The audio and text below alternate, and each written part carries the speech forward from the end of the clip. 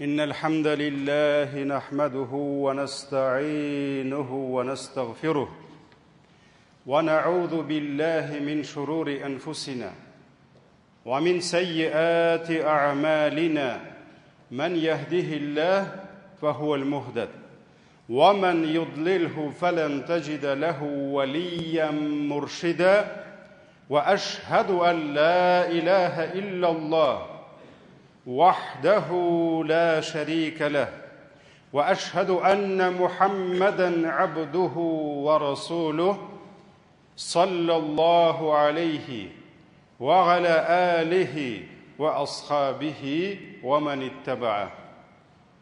Ғаламнарны юктан бар кылып, безне үзенең шиксез ниғмәтләрендә, сый-хөрмәтләрендә яшәтүче Раббыбыз Аллаһ Тәгаләгә мең шөкерләребез, мактау ва улуглауларыбыз булсын.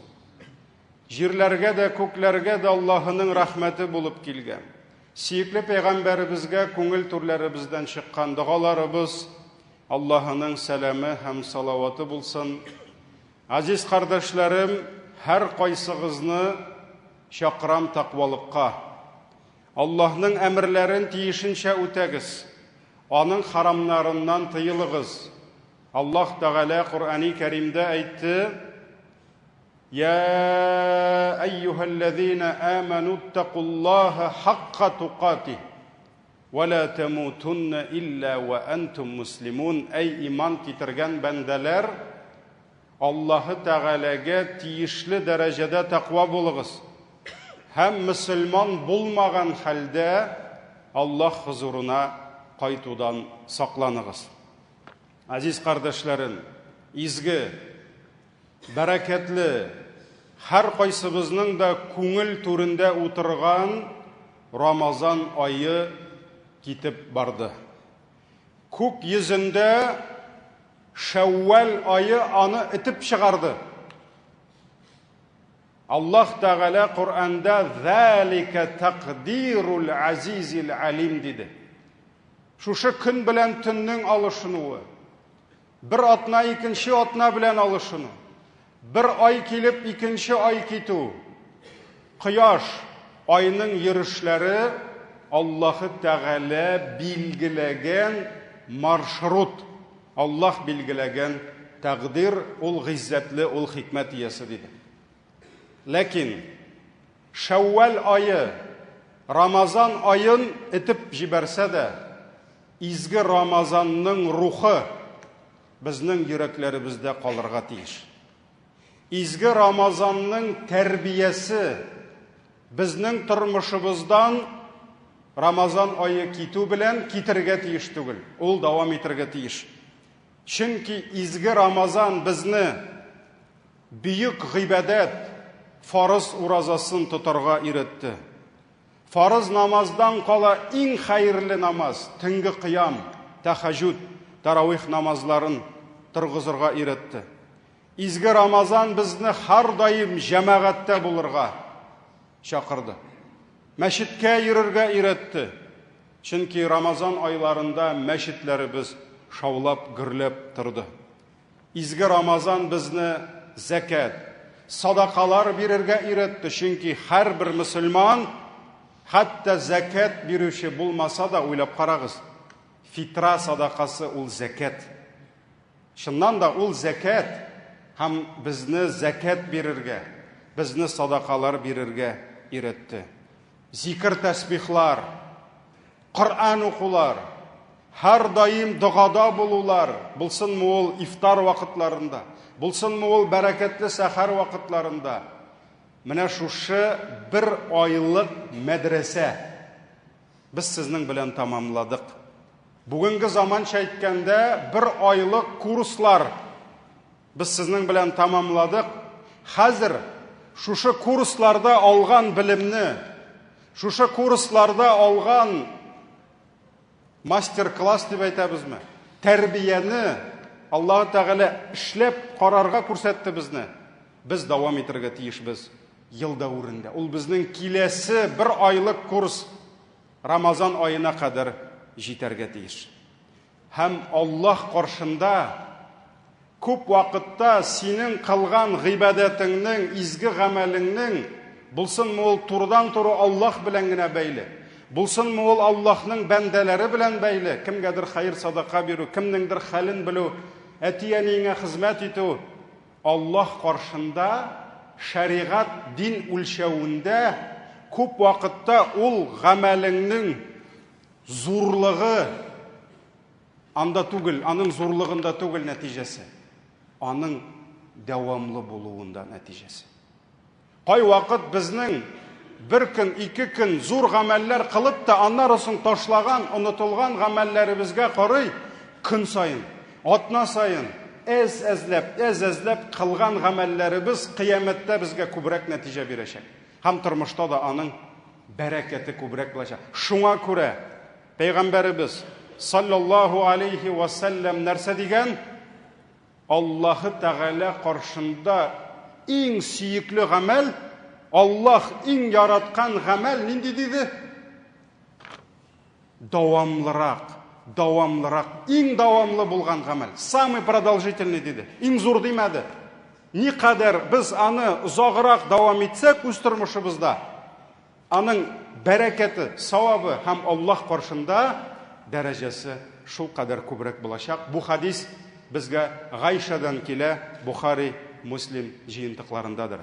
Һәм карагыз, сөекле Пәйгамбәребез саллаллаһу алейхи ва саллям, Аллаһ аны әкрен тәрбияләде. Хатта Коръәндә бер мизгелдә иңмәде. 23 ел дәврендә Аллаһы Тәгалә сөекле Пәйгамбәребезне өйрәтте яңа гыйбадәтләргә, яңа изгелекләргә, яңа гамәлләргә, яңа кыйммәтләргә. Пәйгамбәребез дә тәрбия алды, һәм ул тәрбияне кемгә? Сахабаларына, сахабалар бөтен өммәткә тапшырды. Һәм Пәйгамбәребез саллаллаһу алейхи ва саллям Аллаһыдан вахи белән ниндидер бер изгелекне кабул итсә, ниндидер бер хәерле сыйфат, хәерле эшне кабул итсә, ул нишләде? Шушы изгелекне, шушы хәерле сыйфатны үзенең тормыш рәвешенә әйләндерде. Он превращал это в обязательный атрибут своей жизни. Смысл своей жизни превращал. Һәм Пәйгамбәребез саллаллаһу алейхи ва саллям вакытлыча временный акциялар белән яшәмәде. Карагыз, Айша радиллаһу анха әйтә, бу Сахих Муслимда килә. Әгәр дә Аллаһның илчесе бер изге гамәлне кылса, ул гамәлне үзенең тормышына әйләндерә. Он превращал это в свою жизнь. Юк андый гамәл, Пәйгамбәребез әз генә кылды да, аннан соң ярар инде дип ташлады. Нәрсәнедер ул кылган икән, ул аны үлгәнче кылды. Ул әйбер аның тормышының бер өлешенә әйләнде. Һәм ул үлгәнче шушы әйберне ташламады. Һәм моның белән Пәйгамбәребез безне дә шушы сыйфатка өндәде. Һәм карагыз, Пәйгамбәребез алейхиссалату вассаламга Аллаһ тахаҗудны өйрәтте, төнге намазны өйрәтте. Һәм Пәйгамбәребез үлгәнче төнге намазны укыды. Бер ел укыды да, аннарысын онытты. Юк. Хатта Гайша әйтә, төнлә белән Аллаһның илчесе авырып китсә, арып, ниндидер сәбәп белән тора алмый калса, йоклап калсамы, Пәйгамбәребез көндез духа намаз итеп 12 рикагать укый торган булган шуны. Бу нәрсә дигән сүз? Пәйгамбәребез фарыз ястүне калдырдымы? Юк. Иртәнге намазны? Юк. Төнге намаз. Ләкин ниндидер сәбәп белән төнге намазны калдырса да, шуны каза кыла торган булган. Духа иттереп 12 рикагать укыган. Димәк, Пәйгамбәребез шул кадәр хәтта нәфил, сөннәт гамәлләрне тормышына керткән, әгәр дә ниндидер сәбәп белән ул гамәлне кыла алмый калса, аны каза кыла торган булган. Бу күрсәтә аның шушы изгелеккә ябышуын һәм Гайша әйткәнчә, изгелекне тормышының бер өлешенә әйләндерүен.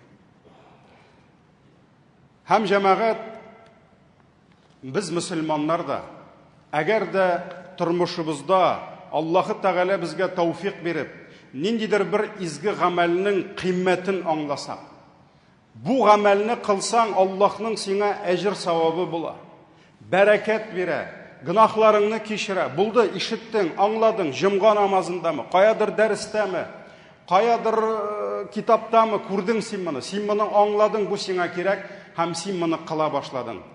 Хәзер син үзеңә максат куярга тиеш. Задача, цель твоя — превратить это благое дело в неотъемлемую часть твоей жизни. Күпме Аллаһ сиңа гомер бирсә, син шушы гомереңдә шушы изгелекне калдырырга тиеш түгел. Син аны тормышыңның бер өлешенә әйләндерергә тиеш. Булсынмы ул нәфил намазлары. Кай вакыт духан укый башлыйбыз, җомгада савабын ишеткәч, бер атнага җитә. Бер атнадан духан утыла. Кай вакыт тәһаҗҗүдне укый башлыйбыз, чөнки савабын, бәрәкәтен беләбез. Аннан соң тагын ташлыйбыз, онытабыз. Уразалар мәсьәләсендә бер айлык курслар үттек. Тоталабыз икән бит. Аллаһ ярдәм бирә. Әйдәгез дәвам итик. Әйдәгез дүшәмбе, атна кич. Кемдер үзенә ала 13-15 төннәренең көндезләрен. Гашура, Гарафа, алдыбызда әле булачак тагын изге көннәр, Зөлхиҗҗәнең көннәре һәм башкалар ураза өчен. Шуңа күрә әйдәгез ураза гыйбадәтен папкага алып киштәгә куймыйк, киләсе Рамазанга кадәр дип. Юк, әйдәгез уразада дәвамлы булыйк. Курсларны бетердек бит. Кая нәтиҗә курсның? Шәввал айының 6 көне. Менә шуңа күрә, әлхәмдүлилләh, безнең гамәлебез дәвамлы булганданың бәрәкәте була. Бу әле ураза, кемнең садака мәсьәләсендә. Әлхәмдүлилләh, бик күп егетләребез килде. Хәзрәт, нәрсә эшләргә? Кемгә ярдәм итәргә? Менә закатыбыз бар, менә садакабыз бар. Рамазан аенда. Рамазан бетте. Егетләр кая китте? Юк, без китәргә тиеш түгел. Без дәвам итәргә тиеш. Шушы үткән курслар, алган рухларыбыз дәвам итәргә тиеш. Әйдәгез, хезмәт итәбез. Өммәтебезгә, хаҗаты төшкән кешеләргә. Алар бит Рамазаннан соң бетмәде, алар да калды. Аларның мохтаҗлыгы калды. Кемдер уразада закат бирә дә, син биргән ул закатлар бер айдан бетә. 3-4 балалы ятим тол калган хатын кызның, аның ай сайын баласын ашатырга кирәк. Ул бит әйтә алмый. Балалар, Рамазанда ит ашадыгыз, булды, гаиттә бәйрәм иттегез, киләсе Рамазанны көтегез дип, әни минбәргә басып, аш баласына, 4 баласына вагаз сөйли алмый. Яки мәктәптә спортзалга кирәк кроссовка, шорты кирәк, футболкасы кирәк, сумкасы кирәк, китабы кирәк, ул бит әйтә алмый. Хөрмәтле апа, укытучы, киләсе Рамазанны көтегез инде, шунда булыр дип. Юк, без дәвам итәргә тиеш. Без изгелегебезне дәвам итик, әлхәмдүлилләh. Ятимнәргә ярдәм иттеңме? Ятимнәргә ярдәм итүеңне әйләндер тормышыңның бер өлешенә. Менә синең соңгы сулышыңа кадәр ятимнәр синең тормышыңда булсыннар. Чөнки син аңладың ятимнең бәрәкәте, ятимнең синең тормышыңа булган тәэсире, Аллаһның рәхмәте дөнья беткәнче, синең дөньяң беткәнче ятимнәрне ал үзеңә һәм алар белән бергә бул. Бергә бул, кәефең булса да, без бит кай вакыт кәеф бар, әйдә нишлибез? Кәеф бетте, әзрәк бизнес бармый, әзрәк прибыль кимәде. Всё, миңа бер кирәкми, тимәгез миңа, мин үземне кайгыртам. Менә бар шундый кардәшләр, алар эшләре әйбәт барганда киләләр. Хәзрәт, нишлик? Давай, менә минем акча кирде. Әйдәгез, бар шундый кардәшләр, алар әз генә эше бармый башласа, шундук киләләр. Әлхәмдүлилләh, яхшы кардәшләр. Алар эш бармаганда булай да авыр. Алар әйтәләр, кая әле берсенә ярдәм итим әле. Кая әле берсенә? Мин берсеннән сорадым хәтта, нигә син шулай дигәч, менә минем эшем авыр булганда ди, Аллаһ миңа шундый хәбәр бирә ди. Бар, ярдәм ит. Мин булай да акчам юк ди. Тегендә, монда бу оешма белән ябырга кирәк. Бусы белән үзенең эшләре инде. Финансовый обязательстволар. Мин килеп бер гаиләгә ярдәм итәм, тегесенә ярдәм итәм, бусына Аллаһ миңа җиңеллек бирә ди. Мин инде әйтәм, дуга кылыйм, әллә синең эшләрең гел бармасын дип. Чөнки синең эш бармаса, шундук киләсең менә. Шуңа күрә Аллаһның рәхмәте, кеше аңлый, Аллаһның бәрәкәте, Аллаһның ярдәме нәрсә? һәр вакыт килә менә шушы авырлыклар аша. Шуңа күрә дә Хасанул Басри нәрсә диде? Гомар ибн Хаттабның улы турында, Абдулла ибн Гумар, бик күп хадисләр безгә ирештерде. Пәйгамбәребезнең сахабасы Абдулла ибн Гумар ди, ятим утырмыйчы табынга утырмады. Бу нәрсә дигән сүз? Табынга утырмады, аның табынына ятим бала килеп утырмыйчы дигән сүз. Бу җәмәгать, димәк, аның бүтән гомере шул ятим белән барган. Димәк, аның хатыны белгән. Димәк, аның өйдәге балалары белгән. Димәк, аның туганнары белгән. Әтиебез кайта икән кичке ужынга, безнең өстәлебездә тәмле ризык белән бергә теге күршедәге ятим егет, ятим кыз да утырырга тиеш. Чөнки әтинең ашауда шарты булып тора шул. Димәк, ул гомер буе ятимнәр белән була. Димәк, ул ятимгә гомер буе ярдәм иткән. Аның бу ятиме үскәндер, бәлиq булган, теге кичкенә кыз кияүгә чыккан. Бу егет ир егет булып яши, сабыйлыктан чыккан ятим түгел. Димәк, аның урынына икенче ятимне китергән ул. Ләкин аның йортында ризык ятимнән башка ашалмаган. Хәтта Хасанул Басри әйтә, бер вакыт килеп кайтып утырды, ризык әзер, ашарга кирәк, ятим юк, таба алмыйлар, каядыр чыгып качкан, югалган. Шуннан соң инде ярар, әйдә ашыйбыз дип, ятимсез ашады ди. Ашап бетерүгә ятим килеп кирде ди. Шуннан карыйлар, савытта ризык калмаган, элек артык ризык булмаган. Шуннан соң тиз бутка пешерделәр ди. Һәм бутка янына чыгар теге балыңны дип әйтте ди.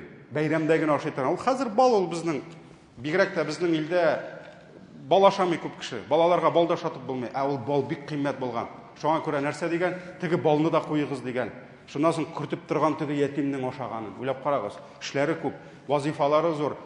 Гомар ибн Хаттабның улы, ләкин көтеп утыра ятимнең. Ятим ашап бетергә, ятимнең каршына куйгач нәрсә ди? Валлаһи ди, синең өлешеңә тимәдек ди. Синең өлешеңне кимсетмәдек ди.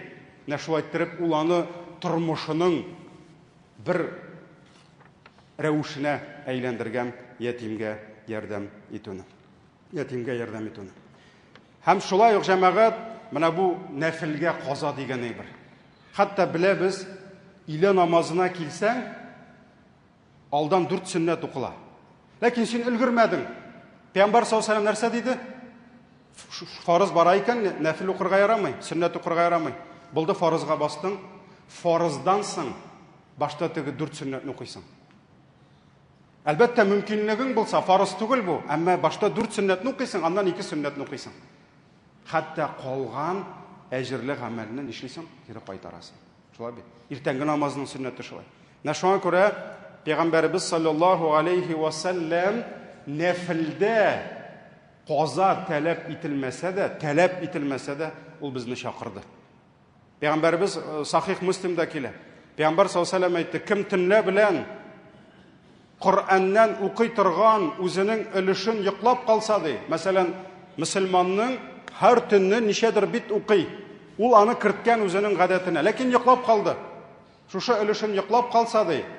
Соңыннан иртәнге намаздан илә намазына кадәр шушы өлешен укый икән, төнне белән торып укыган савабын алыр ди.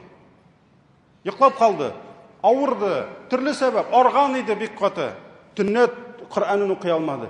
Иләгә кадәр шушы төнне укымаганын өлешен укыса ди, төнлә торып укыган әҗр савап алыр ди. Бу Сахих Муслимда килә.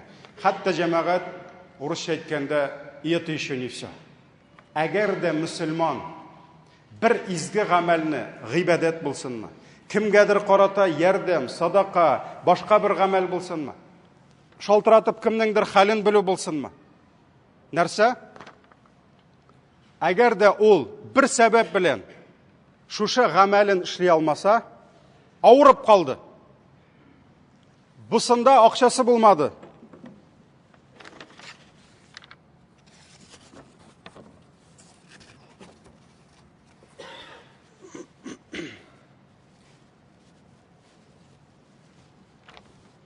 Әгәр мөселман бер изгелекне алып, шушы изгелекне үзенең тормыш рәвешенә әйләндерсә, һәм ниндидер сәбәп белән шушы изгелекне кылмый калса, Аллаһ рәхмәтле кылган әҗр савабы ала. Моңа дәлил Peygamberimiz sallallahu aleyhi ve sellem aytты, bu Buxarida келе. Әгәр кеше авырып китсә, яки сәфәрдә булса, үз өендә сәламәт хәлдә нинди гамәлләр кылган булса, шул саваплар аңа язылыр ди. Карагыз. Бу Аллаһның рәхмәте җәмәгать. Син гамәлне кылмадың, ә синең гамәл кылды дип языла.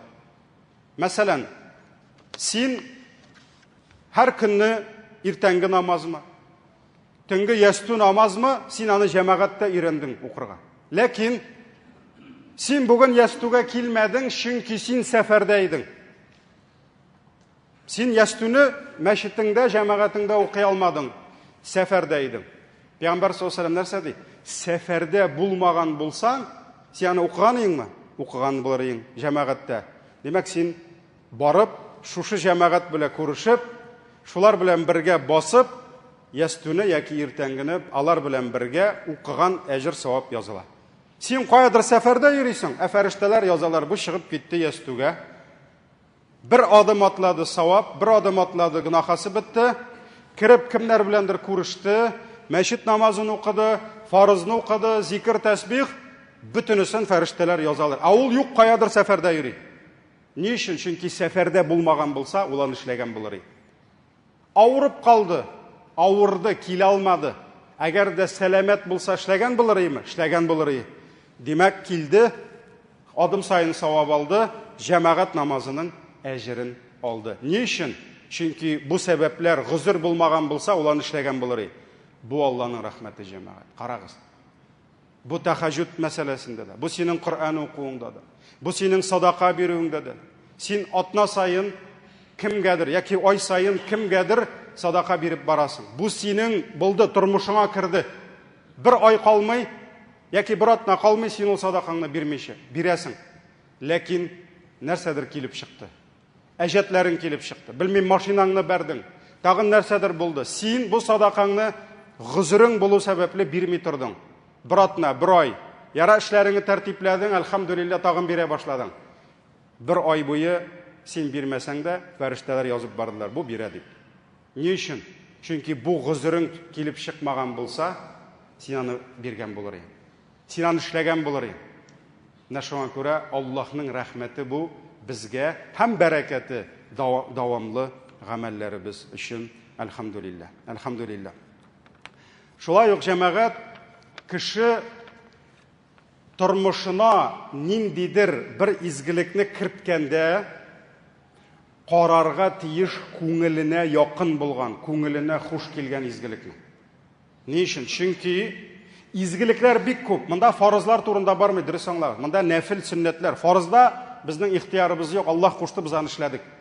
Ә нәфил эшләрдә Аллаһ Тәгалә һәр кемгә кай вакыт үзенекен бирә.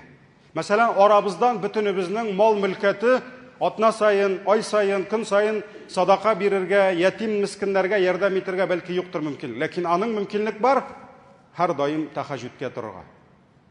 Кемнеңдер мөмкинлек бар күп итеп Коръан укырга. Кемнеңдер мөмкинлек бар күп итеп гыйлем алырга. Аллаһ Тәгалә һәр кемгә тормышында җиңеллек бирә ниндидер гамәлләрдә, ниндидер изгелекләрдә.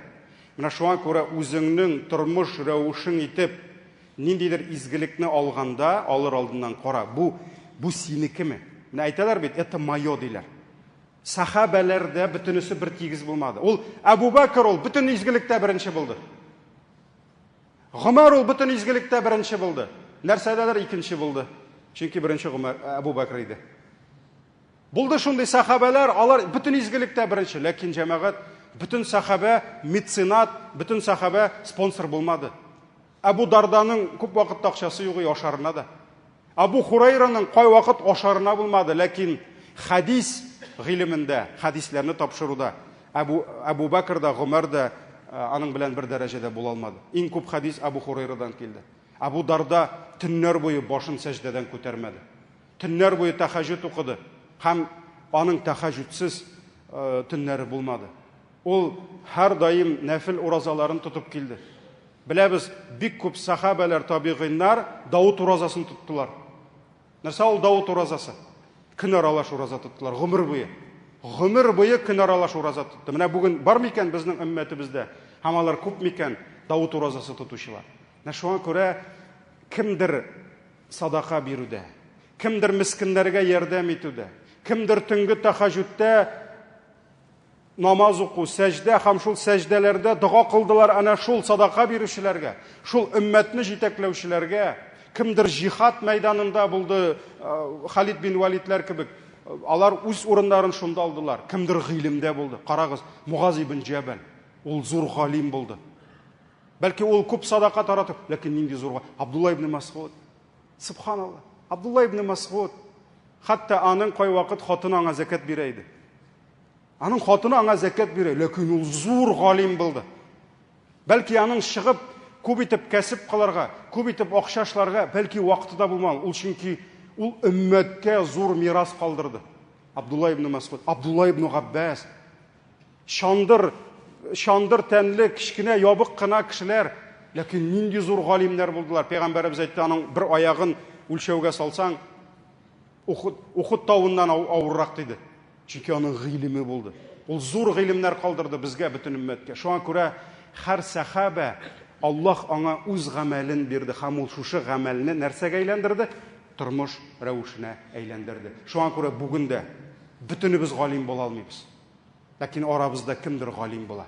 Һәм ул галимлеген дәвам итәргә тиеш. Ул һәр даим шумырга тиеш, китапка, гыйлемгә һәм гыйлемен чәчәргә тиеш. Бөтен кеше бөтен җирдә мал белән, мөлкәт белән катнаша алмый. Ләкин арабызда егетләребез бар икән, Аллаһ аларга сәүдәне буйсындырган. Аллаһ аларга дөньяны бирә, малны бирә, без аларга дуа кылабыз. Аллаһ Тәгалә аларга ярдәм бирсен, тагын да үсәргә, тагын да алга таба барга, чөнки алар өммәтне алга алып баралар. Арабызда бар икән егетләр оештыру эшләрендә сәләтле. Карыйсың, монда да оештырганнар, тегендә дә оештырганнар. Машалла, Аллаһ аларга шушы эштә бәрәкәт бирсен, һәм алар да шушы эшләрен дәвамлы кылсыннар. Дәвамлы кылсыннар. Чөнки шул ук ятимнәргә дә гел акча гына биреп торасы түгел, аларны көйләргә кирәк. Алар кая укыйлар, алар кая мәдрәсәгә йөриләр, алар үзләренең гыйбадәтләрен ничек кылалар, аларны тормышка чыгарырга кирәк, илендерергә кирәк, кияүгә бирергә кирәк. Ул эшләр оештыру эшләре. Шундый бер кеше булган, Талхатут Талахат дигәннәр аңа. Ул бер бай булган, аның исеме Талха булган. Ул үзенең тормышында максат итеп куйган нәрсә? Базардан 100 кылны сатып алган. 100 кылны, 100 егетне. Һәр бер егетнең тормышын кайгыртуны үз өстенә алган. Чөнки ул кыл аның берәйберсе юк. Ул аны алган, сатып, ул аңа билем биргән, ул аны эшләргә өйрәткән, ул аңа хатын тапкан, ул аңа туй үткәргән, никах белән.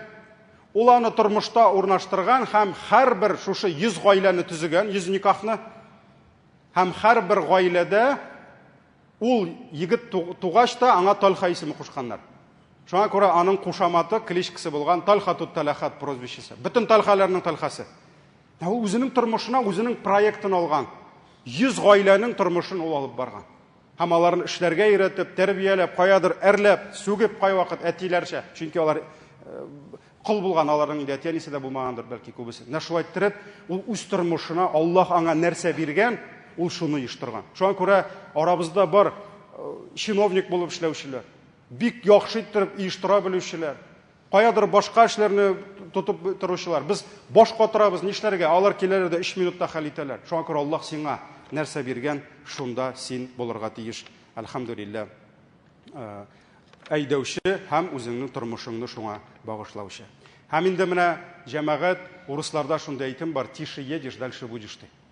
Менә шушы синең дәвамлы эшең көн сайын, атна сайын, ай сайын баргач, әгәр дә математика белән аны кушсаң, ул синең временный акцияларыңа карый күпкә нәтиҗәлерәк, күпкә яхшырак була. Бер кешегә, ул дөньяви кеше, әйткәннәр бит, ул кеше ди, көнгә 20 бит китап укый ди. Бу дөньяви кеше, дин белән бәйле кеше түгел. Кемнәрдер көлгәннәр. Нәрсә инде ул? Көнгә 20 бит, алам да укыйм. Аны көн сайын укыган. Көн сайын. Аны 30-га тапкырлагач, 20-ны 30-га. Ул айына 600 бит килеп чыккан. 600 битлек китапны ул ай сайын укыган. Икенче айны ул тагын 600 битлек китап укыган. 12 айга ул 12 600 битлек китап килеп чыккан. 10 елда, әгәр дә ул җыйган 20 битләрне санасаң, ул бик күп килеп чыга. Без кайвакыт тукта мин китап укыйм әле дибез дә 60 битне укыйбыз, аннан моемлап, туеп ул китаптан аны тагын 1 елга булга батабыз. Менә шуңа күрә математика яктан карасаң, менә бу әзләп барган әйберләр күпкә нәтиҗәлерәк бирә. Шуңа күрә Раббим безгә һәрбер изгелегебездә дәвамлы булырга, Рамазанның рухын, Рамазанның тәрбиясен дәвам итәргә, изгелекләребездә үзара ярышырга насип итсен. Баракаллаху лана ва лакум фил Кур'анил азим ва нафагъна бил аяти ва зикрил хаким. Иннаху хувал гафурур рахим.